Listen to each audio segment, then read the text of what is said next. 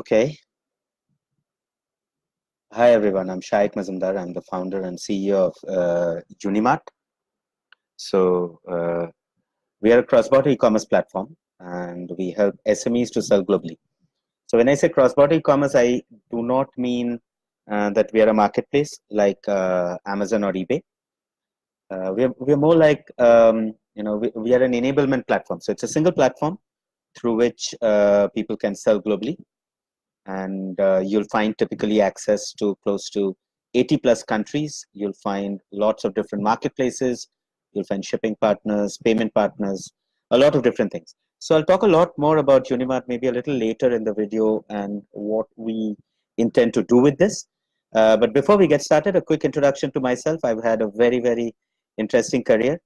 And the other day, just a couple of days back, I was at in a meeting with one of the directors of Fiki, and this lady, initially she said that, okay, so how do you know so much about cross-border e-commerce?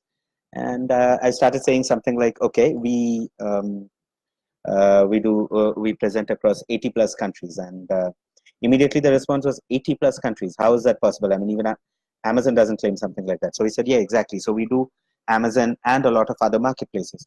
So she's like, how old are you? And I'm like, I'm 34. So anyways, a quick background about me. I started the first part of my career in the Indian Navy. So back in 2003, I'd given both my IIT and the ND exam and passed both. So it was a decision to be made at that point in time as to whether I should join IIT or ND, and I chose the National Defense Academy. I joined in the Indian Navy. So the first 3 years, of course, goes in training, and then I've done a lot of very interesting things. I used to be a nuclear biological chemical warfare specialist. I used to be a helicopter operator. I've done my helicopter operating course from Hakimpet in Hyderabad. So I've been doing plenty of different things, and it has been the career in the Navy was very exciting. When I joined the Navy, there was very little that I knew about life, that I knew about myself. And then it really taught me a tremendous amount of things about me, about how I see life, and about how to grow. And it was at that period that I decided that whatever I do going forward in life, I'm going to help the Indian society at large. So that's where I started off from. And I also was the editor of a national newspaper. I've done a few things here and there. A couple of very interesting incidences from my time in the Navy. I used to, there was this wooden sailing ship called INS Tarangini, and we were sailing on the Mediterranean, where somewhere in the month of January, it was extremely freezing cold, and the waters were choppy, really bad. And we, being one of the shortest guys in the entire cohort, this was a real life sail training ship, something similar to what you see in Pirates of the Caribbean. So we used to keep running up and down the ropes, trying to furl the sails and unfurl the sails, depending on when the wind picked up or dropped off. So I was right at the top of the mast. That was a 35-meter high mast, and I was right at the top, and the wind suddenly picked up. It picked up very high, and the ship started going 18-20 degrees each way. And then I suddenly hear this creaking noise, the mast is about to break. And this was some, you hear about your life flashing in front of your eyes. Nothing like that happened. It just was like, I need to survive. So I literally scaled down the rope. My hands were bleeding by the time I got down. And there was a big crack. Of course, the mast never broke because it's kind of steel at the bottom. But it had a big crack. And, I survived. And that the next day we docked somewhere off the coast of Malta. That's south of Italy. And we got it repaired. So yeah, I've done a lot of these kind of interesting things, which were sometimes really adventurous, really exciting. So after I left the Navy in 2012, I started off with a few hotels and restaurants in Goa, and that was again very exciting because I'd never done any business before. There was nobody in my background who did business, and Goa was virgin territory. It was exciting because I started off with shacks right on the beach, and so there was this Malayali guy who who was basically, trying to get out of Goa because he had had enough of that particular shack. So he wanted me to take over. I got a really good deal. I started off the first month. I actually used to sit with a bamboo stick right there in the reception, because at night there used to be prostitutes, druggists who used to come, and you would have to fend them off. You have to set them away. And so, if the owner himself is sitting, typically they get a reputation that, okay, you can't come to this particular place. So we got that, we cleaned up the place, we got it going really well. And in about 1 year, we got partnerships with Tito's, Mambo's, with all the casinos. And, this thing really bloomed and we started doing very well. But it was at that stage that I gave my GMAT, I went into INSEAD, and then after that, I came back. After my INSEAD, I joined Rocket Internet as the head of their cross-border e-commerce. So it was during this period at Rocket Internet that I learned a lot about what cross-border e-commerce is all about, because Rocket initially hired me for something like the head of Asia role, and after hiring me they realized that 40% of the role was in Karachi, and that was really exciting because I called up my boss and I was like, I'm ex-Indian Navy and you're sending me to Karachi. 40% of my role is in Karachi. Do you really know what's going to happen? And he started panicking. He called up the headquarters and the group CEO got on the call. And then, they said, okay, you're going to head cross-border e-commerce. So I was like, great. I landed up in Paris and I saw there was no team, no budget, and no nothing. So we co-opted a lot of budget from a lot of different teams and we got this started. And this started doing extremely well, to the point where, we started doing close to 30% of the GMV. Now, remember, these are all billion-dollar companies, which meant that they were already doing 50,000, 60,000 orders a month. And that's pretty big when you look at the markets they were servicing. They were servicing the African markets, they were servicing the LATAM markets, the South Asia markets. And these are not very big e-commerce markets. We were looking at Nigeria, Kenya, we were looking at Morocco, Ivory Coast, Egypt, we were looking at Chile, Peru, Colombia, Mexico. We were looking at Pakistan, Bangladesh, Sri Lanka, Nepal, and we really started seeing tremendous growth in these markets. So what we were doing was we co-opted the teams, we trained people for cross-border, and it was around that time that I came up with my first thesis on what cross-border e-commerce should be, and I called it the PLIM, the Payments, Logistics, Information, and Marketplace. So if you are a seller, these are the things that will typically help you succeed. These are the core tenets that anybody who's been in e-commerce, or especially cross-border e-commerce, believe in. Because if you look at it, Alibaba has something called the Iron Triangle, which is all about logistics, payments, and marketplace. They call it the Iron Triangle. eBay also has the same 4 tenets. Whichever marketplace you go to, you'll typically find that people have learned over a period of time, over a lot of experience, that these are the 4 core tenets. You have to get your logistics right. You have to get your payments right. You have to get your information, which is your intelligence around the whole product and who's buying and why they're buying, right? But most importantly, you've got to have a marketplace on which there is existing demand. So I got this bit going in Rocket, and we really started seeing very good traction. It was around that same time that Rocket Internet started restructuring the teams. So we brought together a lot of different teams together, and we started the Middle East, and we also started a couple of new ventures that we wanted to do. So I decided that it was around that time that I would come back to India and I would start off on my own, because there was a very big gap that I was noticing, that India is a big manufacturing country. Let's take it, if you look at the manufacturing index of the world for the last close to 10, 12 years, we'll see that India has constantly maintained a positive manufacturing index. But if you take a look at the other countries typically which do very well in e-commerce, US, China, Japan, France, South Korea, UK, Germany. So these are some of the top 10 countries when it comes to e-commerce. None of them have constantly maintained a positive manufacturing index, not even China, because people typically think that China has maintained a positive manufacturing index. Actually, they've gone through quite a bit of a regression when it came to manufacturing itself. If you look at the pure data, of course, it's not always publicly available. But if you look at the pure data, you'll see that they've gone through quite a bit of a regression when it comes to their pure manufacturing abilities. Because you take a look at the Chinese market and you'll see that when it comes to certain categories like gems and jewelry, when it comes to certain categories like clothing, etc. Other markets have taken over. So Vietnam, Bangladesh have stolen the lead when it comes to clothing, apparels, etc. Fast fashion. When it comes to categories such as electronics and especially consumer electronics, Taiwan has taken a big lead. And China used to be the sector leader, the category leader in this, due to a lot of different factors. And people don't understand them very well. People think it's solely due to manufacturing, but it is not.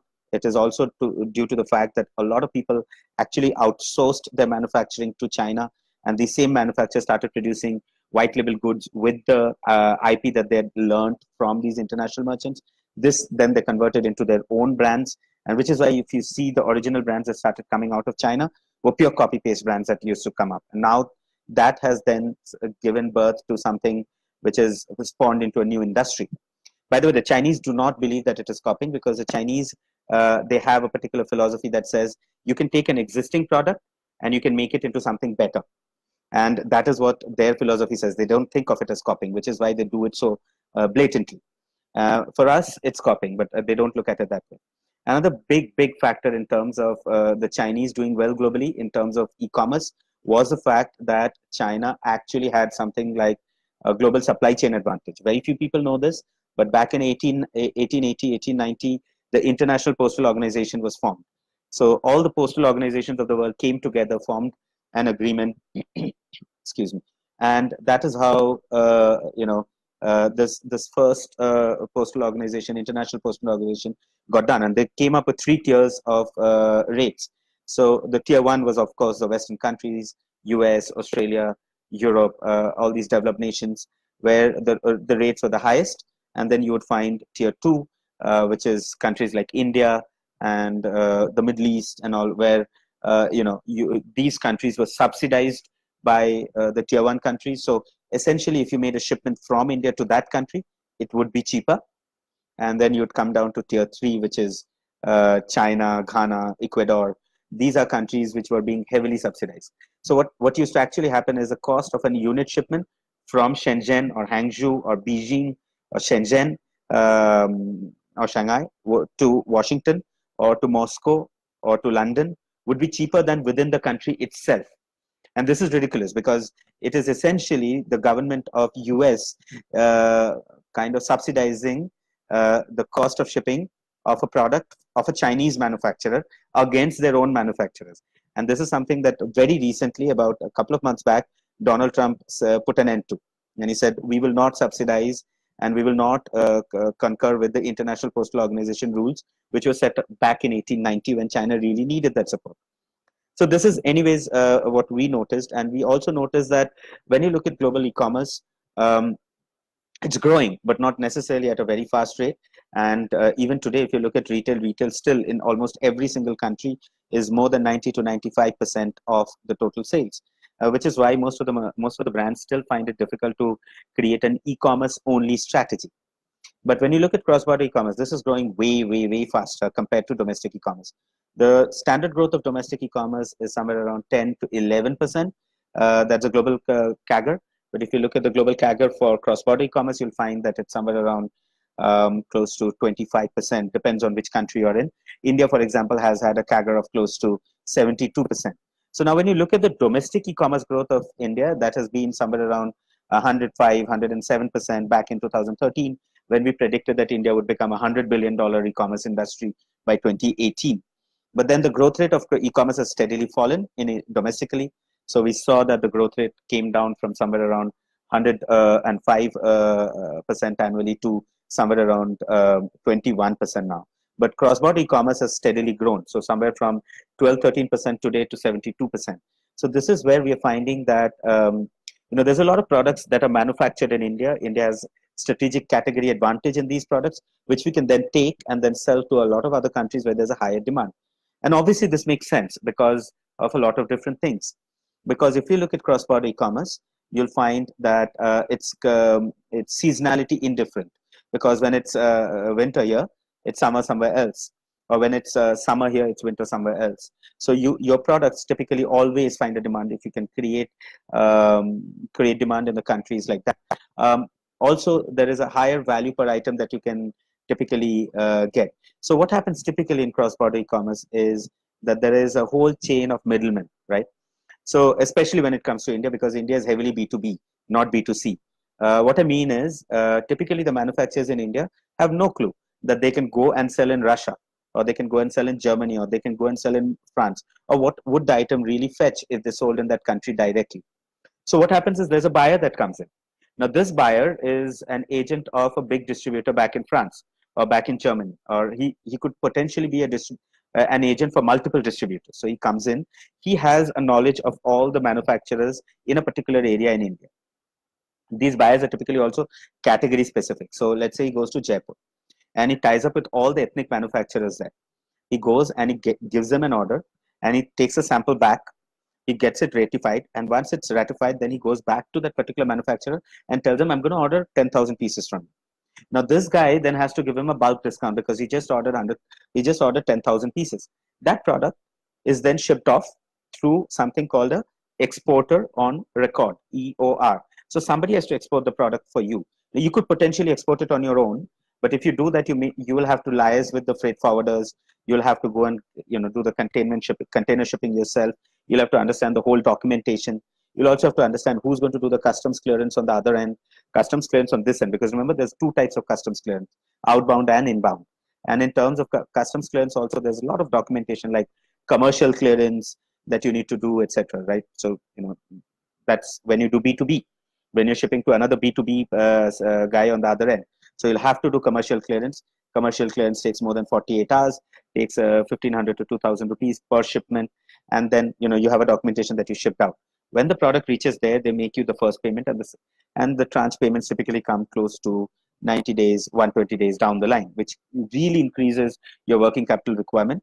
And if they find a problem with your batch, then they can also send it back, which means you'd end up incurring double the loss because they will not pay you for the shipping. So this is typically how India does cross-border. So last year, I think India was around $325 billion global trade, but most of this was B2B. And in B2B, India has really lost out on a lot of different routes and on a lot of different categories. We used to be the number one in gems and jewelry. Today, we are number two behind South Africa. We used to be good in spices. We used to be good in tea.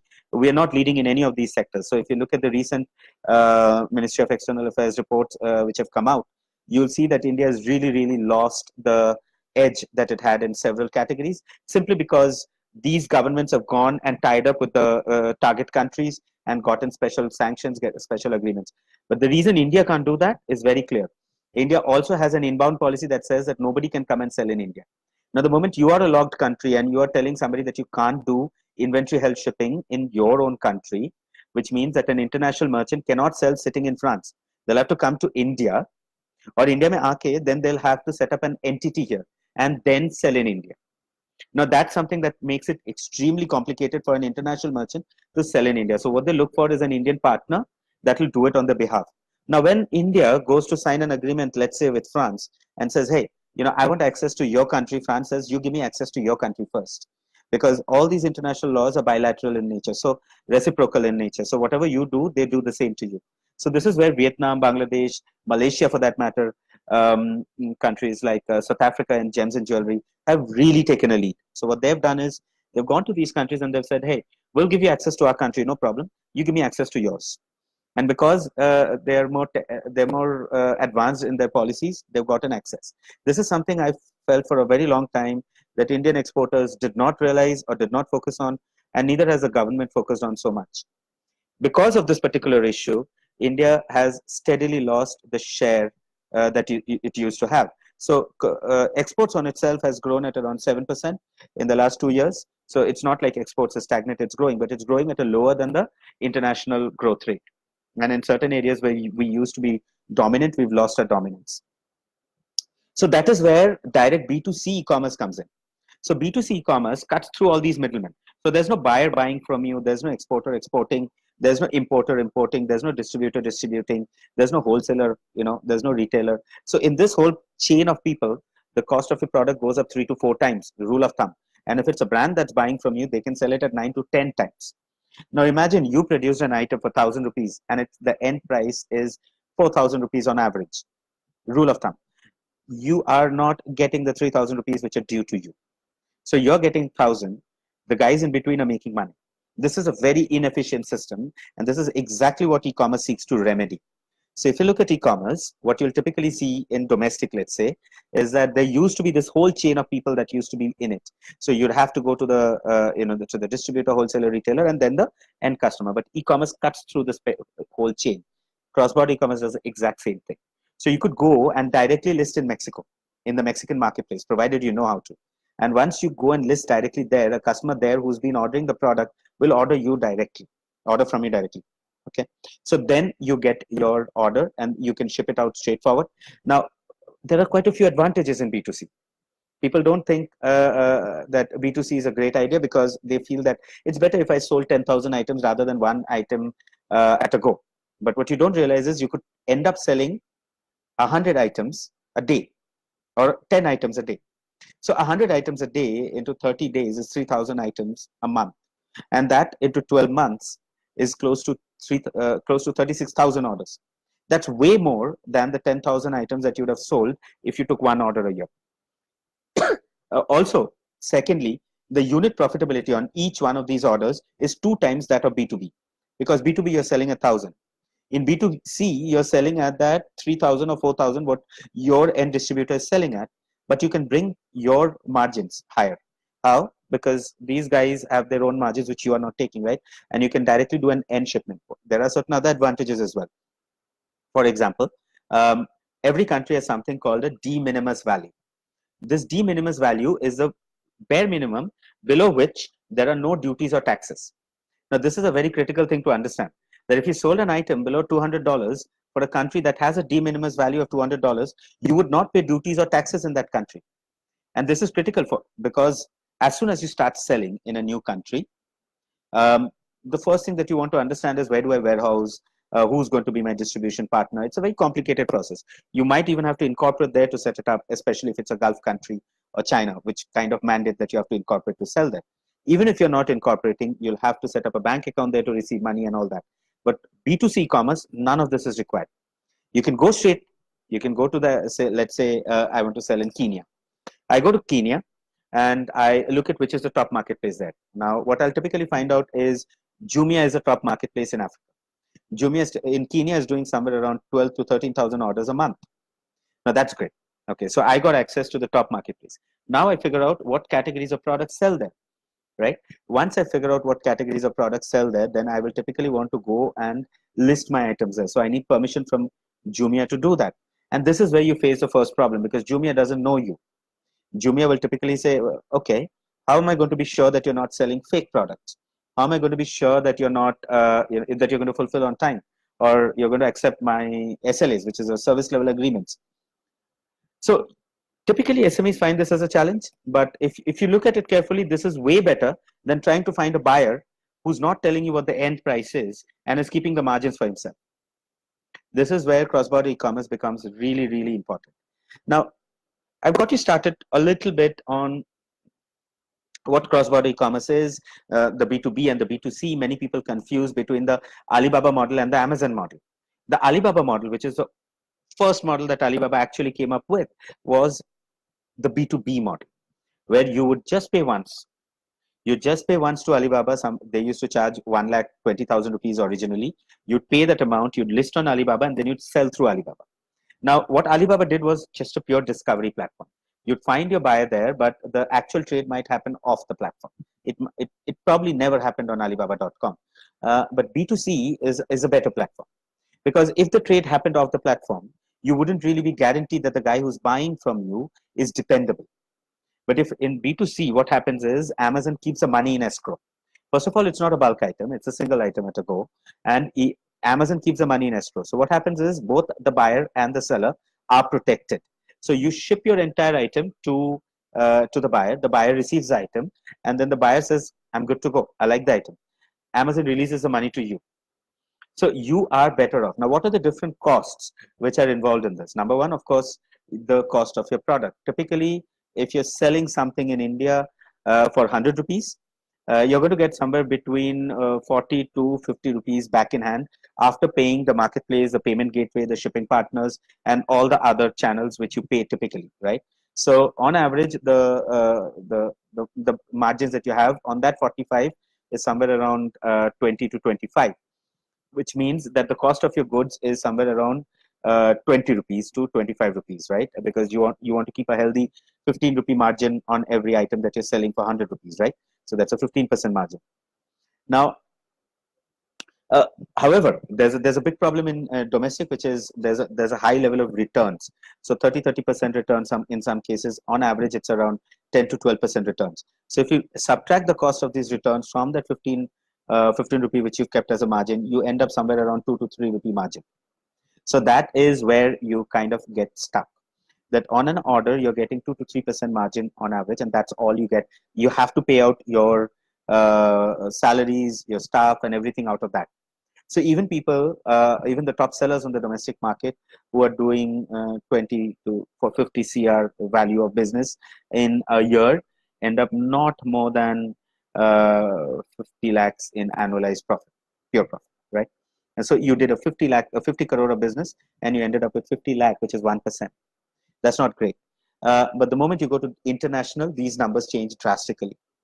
First of all, an item that's selling for 100 in India typically should not sell for more than 150 internationally. Many people feel that you can go and sell it for any price because, hey, people are paying in dollars or people are paying in pounds and they can pay whatever, right? They have a lot of money. No, there are domestic sellers there who are also selling. And in most cases, you are not building a category building product. You're selling something which already exists in that market. So since you're selling something that already exists in that market, do not try to cash out on your first sale. Try building try building a loyal customer base. Try looking at price points first. Understand your customers. There are a whole lot of Chinese sellers who are selling at a huge loss. In fact, there's a whole lot of Chinese sellers who sell for zero, literally zero. And what they do is they put part of the price in the shipping itself. Given that the shipping is so cheap, like I explained in the beginning, so what they do is they put a little bit on top of the shipping and they call that the shipping price. So they kind of make some of their margins and they don't end up making a loss. So if you go to Wish or you go to AliExpress or you go to Club Factory, you see all these items which are so cheap. That's because it's manufactured cheap. The supply chain is cheap. But most importantly, they're also selling at a loss in many cases just to make the market. That's kind of what Uber does, or that's kind of what all of these companies do. That's called habit forming. Once people are used to buying from you, then you can start getting more sales.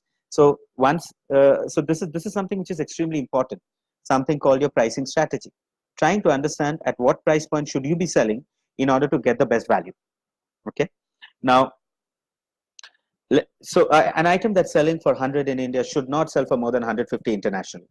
Now, what are the different cost factors? Domestically, the cost of shipping is somewhere around 10-12% max. So that's around 120 rupees for a 1,000 rupee item.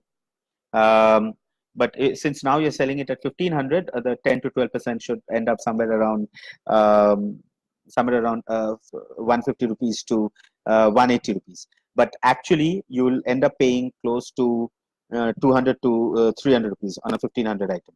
Because, it doesn't depend on the price of the product, but your average shipping cost is close to 25-30% of the selling price of the product when you're selling internationally, which means suddenly your margins went down. And you still have to compete with the international seller who's selling there, as in the domestic guy.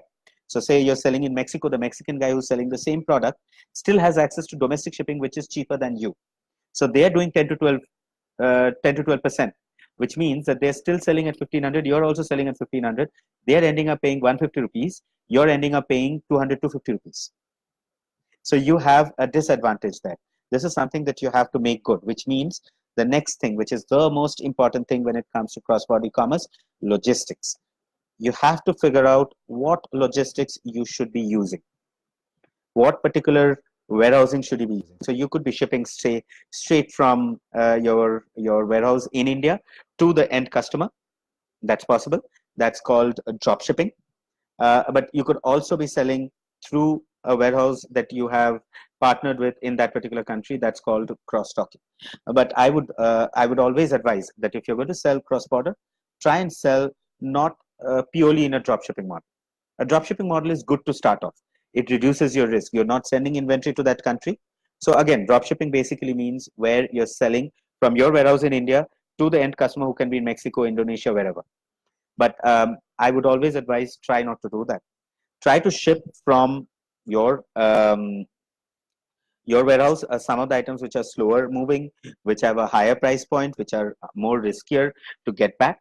But some of the items which are faster moving, which have a greater demand, I would advise that you warehouse it locally. Find a good warehouse partner in the country that you want to sell in. So let's say you want to sell in US and UAE. So of course, prioritization is very important. You can't be selling in 80 countries at the same time. So when you look at 80 countries, let's say you choose 3 to 4 countries which are your priority. In these countries, try and find a good warehouse partner who will hold your item, who will take the returns for you and send the consignment back when you're done. A few things to understand here. When you're sending a consignment out of India, you have to do something called a LUT, a letter of undertaking, right? So you have to go and give this to the customs and you have to say, hey, I'm going to ship a consignment and this is the value of the consignment. Now, important thing to understand is nobody's bought your item yet. You're just sending it for warehousing there, and if you get an order, you get an order. But customs doesn't understand that, because customs is built for B2B shipments, which means for customs you've ended up shipping the whole item because you have a buyer there. So they expect that within 6 months you'll get the money back, and if you don't, your time period is over.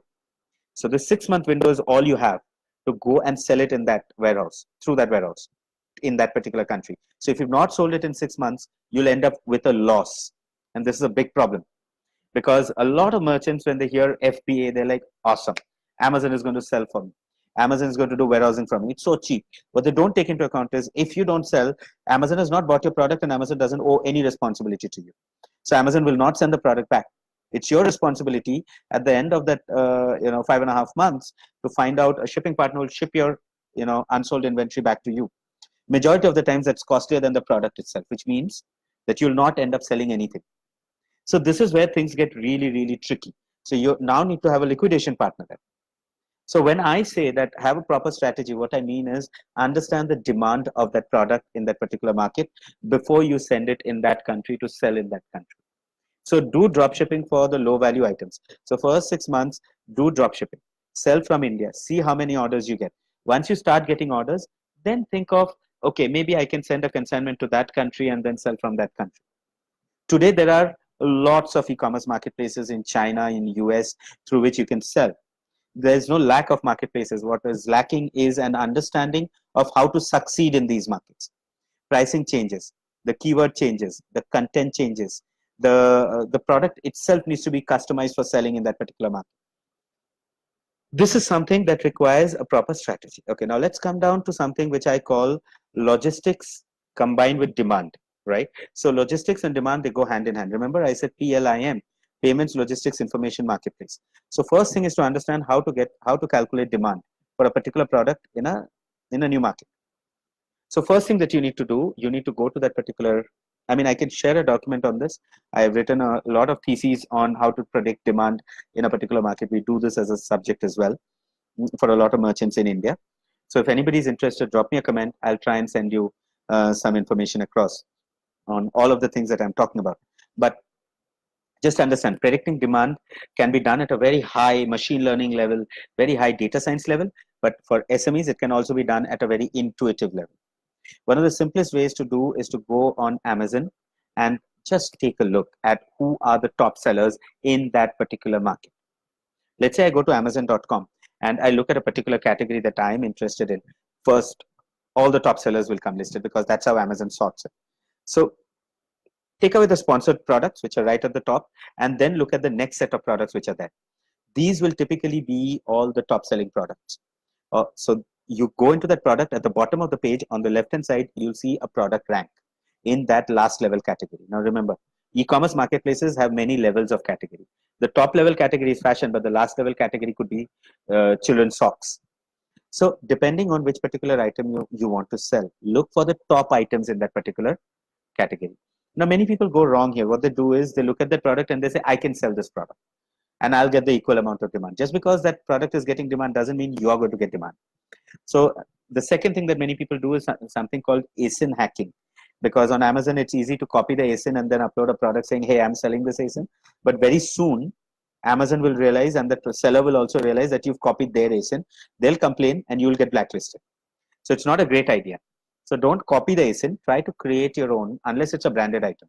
If it's a branded item, then the brand has its own ASIN, which you can use. But for non-branded items, and especially on marketplaces other than Amazon, where you don't have an ASIN that you can copy, the best suggestion that I can give is look at how many sellers are selling that product. Look at how much quantity they have. Now on eBay, for example, you can very easily see the quantity. What you can do is you can go on that particular item and you will see something called the product, there's a drop down there, how many units you can order. And there it's given how many units in stock as well. So if you look at the top 10, 15 items in that particular category, you'll start getting an idea about how much people are selling. Because for a product that's got only 15 items in stock across the board, means it's not selling that high. But for something that's got 900 items in store, for all the sellers who are there in that particular category, that means that there's heavy demand for that particular item. Right? Okay. Now you've identified the products. Now the next thing is to identify the price point. Look at what their price points are and try to put it on a graph. It's easy. Like, if I take 30, 40 products and I try to put it on a graph, anybody can do it. Put it on the graph. Once you see what's the minimum, what's the maximum, and where most of the price points are aggregated, you will try to have to match where most of the price points are. Now you take that and you start back calculating from there. Say that, okay, if the price point is $20, okay, what's going to be my shipping cost of this particular item from India to that particular market? Let's say my shipping cost is going to be $10, okay, on average, right? Anything below 500 grams on express costs $10. But if you're going to ship it on, let's say, through postal, it can be way cheaper. But then again, be careful about post. I'll come to it a little later.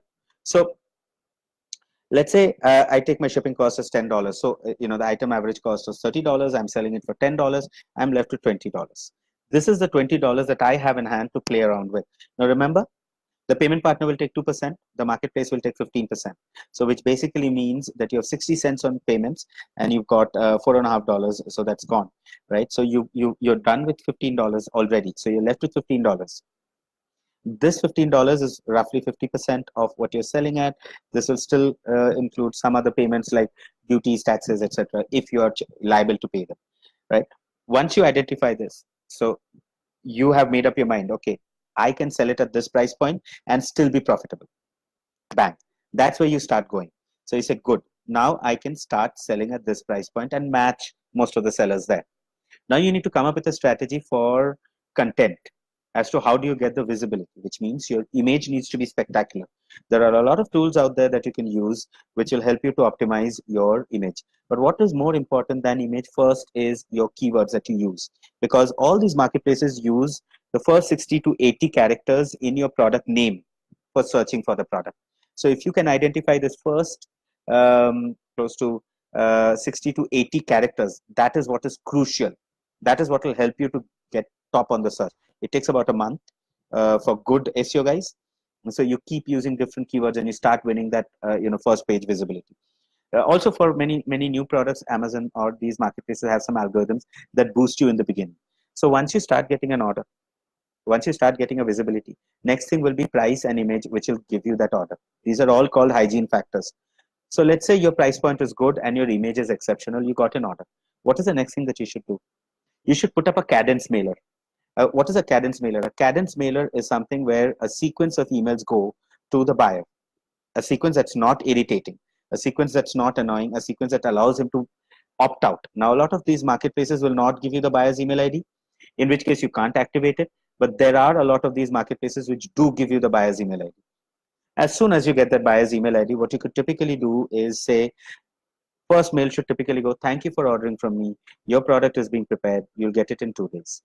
Next thing to do, send another email saying that your product has been dispatched. Take a look at our other products, and these are also great. Then after that, hey, your product has reached you. Hope you liked it. Please do leave us a review. After 7 days, please leave us a review. After another 2 days, please leave us a review. Do this 3-4 times until you get a review. That's very, very crucial in the early days.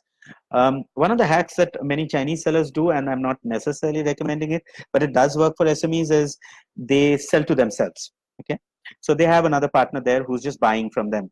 Right now, you don't necessarily remember, you're not actually sending that item, you're actually sending a blank packet. But so Amazon gets its commission, but you get to get good reviews. So because you, let's say you did 100 150 shipments, where you ended up paying a little bit to Amazon, but you didn't lose that much, and then you got these reviews and ratings going from some people, then you would want to start scaling up. So let's say you started getting 5 10 orders a day. This is where now your product is starting to get momentum. This is where now you need to go beyond hygiene factors. This is where optimization of warehousing, optimization of logistics comes into play. Now remember, logistics comes in many levels. There are express shipping partners like DHL and FedEx, which do brilliant work. 3 to 4 days a product will reach, and but the cost is also high. So if you're selling a low cost item, it's not advisable to use express. But if you're selling a high cost item, it is always advisable to use express, because that way your losses will be low and you'll have insurance. But then again, it depends. A lot of these buyers actually prefer free shipping. So anything that's below $25, people prefer free shipping. So if it's free shipping, then that's a problem, because you cannot send an item on DHL or FedEx and then give free shipping. That's just too expensive to do. So you have to build it into the product price. So when you do the pricing, remember to build it into the price and still then be profitable. So now you start getting a little bit more savvy on say shipping. For the items that are getting heavier demand, what you'll typically do, you'll send a consignment there, hold say 200 items, 300 items in stock. They're not too much. Don't end up losing something in the first go. For the items which don't have that much of demand, keep drop shipping it from India, keep shipping it from India, and keep selling it from India. You'll get a lot of sales this way. Now you've started getting some good reviews, good ratings. Your store has started getting some good traction. Now is the time to start doing two things.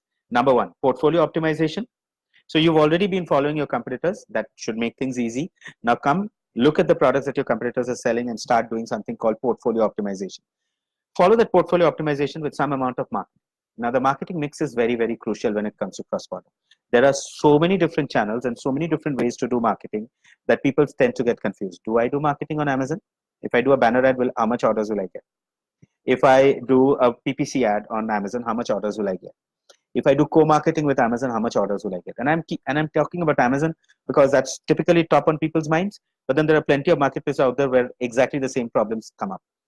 If you go into Amazon, Amazon is one of the very few marketplaces that does provide people with a business intelligence suite. If you go into that particular business intelligence suite, you will see product demand and product data. What does this mean? By the way, Amazon just started it, where you'll typically get to see who's visiting your page. How many times are they visiting your page? They won't give names, they won't give identification, but they will say that, gender, age, etc. Right? So you will get to see a lot of details about your product. Now remember, this is crucial. If you understand the details about your product, then you can target your marketing. And that's something that becomes very, very important when it comes to e-commerce. Targeting your marketing. If you're spraying and hoping, as in spraying and praying, that's not going to work, because you have a very limited amount of funds and there are just too many people out there. So your unit economics will kill you. But if you know who's going to buy from you and you're getting this particular data from the marketplace, awesome. If you're not getting this from the marketplace, reach out to the account manager in the marketplace, write to them and ask them, tell me some details about what kind of marketing can I do. Typically, their marketing department will come back to you with a good plan, provided you're doing some sales. If you're doing nothing, then they'll not answer you. So now that you've got the marketing bit going, what is the next step? It is always about optimizing your portfolio. Do marketing, start getting some traction, keep the top sellers going, remove the low sellers, keep adding more products, keep trying to get more and more and more traction on your platform. Now, one of the key things to understand about cross-border e-commerce is this is just a marketplace strategy. You've started getting orders on your marketplace. Is that the end of it? Absolutely not. Because when you start getting orders on your marketplace, the next thing that should be at the top of anybody's mind is start getting these people into your own store. Because if you don't have a long-term strategy, short-term strategy, marketplace works, you do your hygiene, you get a good account manager, you get good results.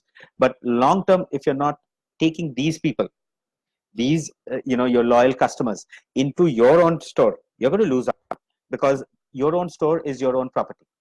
That is where you can give discounts, you can manage people, you can gamify, you can give scores, a lot of different things which a marketplace will not allow you to do. Because at the end of the day, the marketplace doesn't want loyalty to go to the seller. The loyalty remains with the marketplace, right? So your long-term strategy should be to push people to your own store. Now, once you've started getting people on your own web store, by the way, that's not very difficult to do. Shopify, Magento, they all offer international web stores, which means that wherever somebody is coming in from, the web store gets customized for that particular country. Now, you start getting a tremendous amount of demand on that particular web store. Great. You are started. Now would be the right time to go into that particular country and set up something called your own distribution network. Look at the retail partners that you can find. Look at the distribution partners that you can find. And this is how brands are built over a period of a year. You always start with a small input. Do not put in money. Do not incorporate a new company. Set up, understand, study the market. It doesn't take that much of time. You can pray and pray for the majority of the market, but for the key strategic markets that you have, because for majority of the sellers out there, you've already got orders from France, Germany, you've already got orders from certain countries, and so start with that.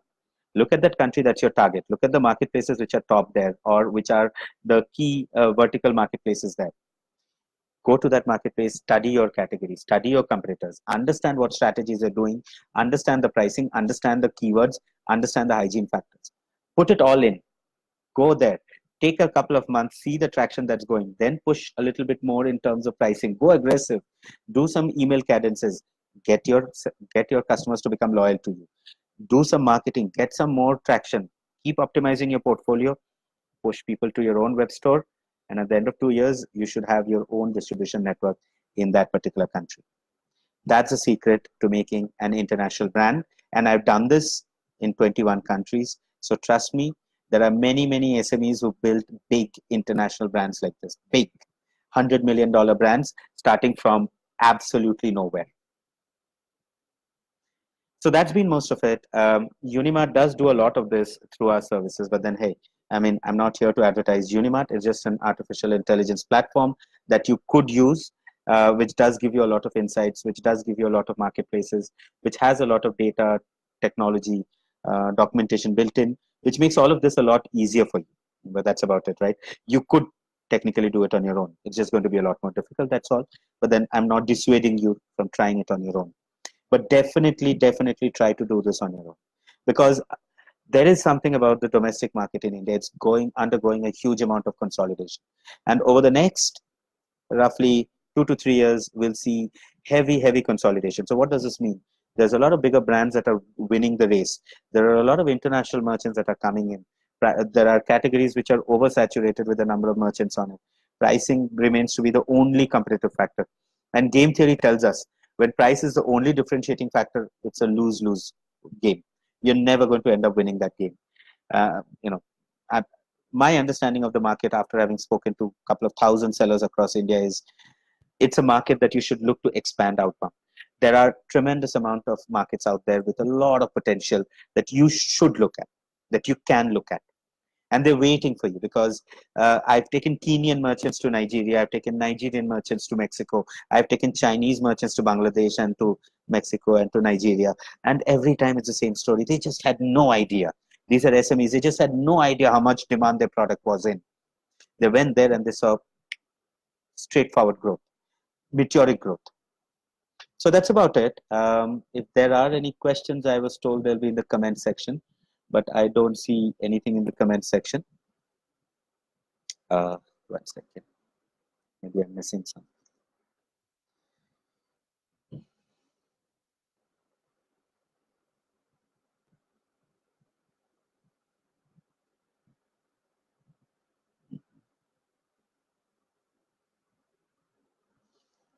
Okay, so I'm happy to answer any questions that you guys have.